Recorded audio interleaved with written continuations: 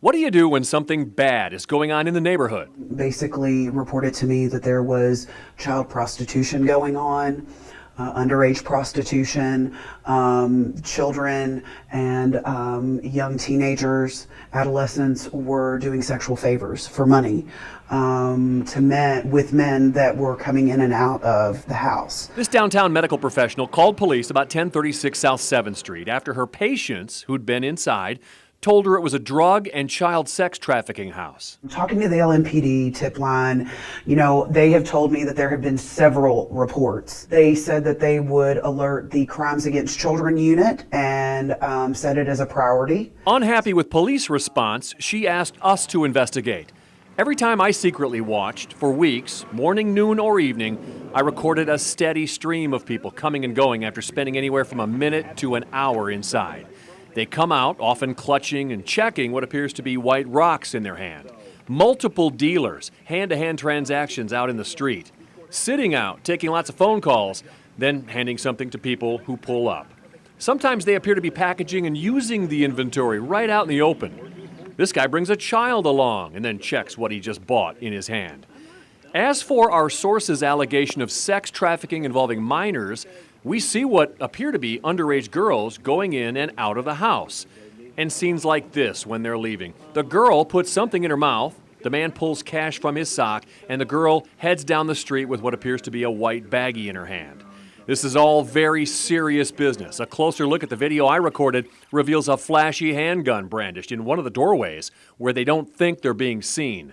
It's just outrageous and it baffles me. After receiving multiple anonymous crime tips stating narcotics are being sold at 1036 South 7th Street, the Metro Narcotics Unit conducted 2 controlled buys of crack cocaine there and exercised a search warrant on June 13th.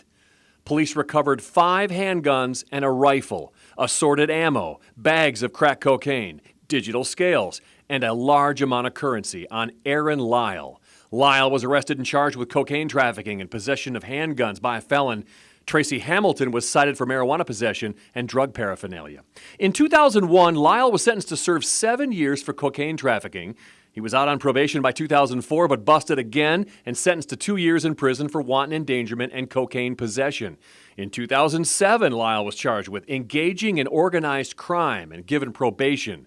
And now, after the convicted felon's been charged with dealing cocaine again with 6 guns, his bond was set at $15,000. So 3 days later, he posted 10% of it, $1,500, and was released on home incarceration. Neighborhood residents are furious because a home is where Lyle appeared to be operating from. These people that are doing these things in that home, they don't care because they haven't really been held accountable and there's no consequences. So, to them, they do whatever they want, and it's out in the open. And so, they're like, we don't care. After our request to talk with LMPD about this, the detective who made the bust wrote, "I would not feel comfortable doing an interview at this time due to the nature of the case." As for complaints about child sex trafficking there, he wrote, "I did not have any knowledge of underage sex complaints at that location." I requested an interview with Judge Sean Delahanty about where he set the bond, considering Lyle's criminal history and the current charges. He wrote, quote, "No thanks. The purpose of bond is to ensure the defendant's reappearance and prevent future crimes." Then, on July 10th, Metro Corrections caught Lyle violating home incarceration. GPS tracked him away from the home where he was supposed to be, so he was taken back to jail. In court Monday, Judge Delahanty and attorneys discussed possibly releasing Lyle back on home incarceration within a week. John Boel, Wave 3 News.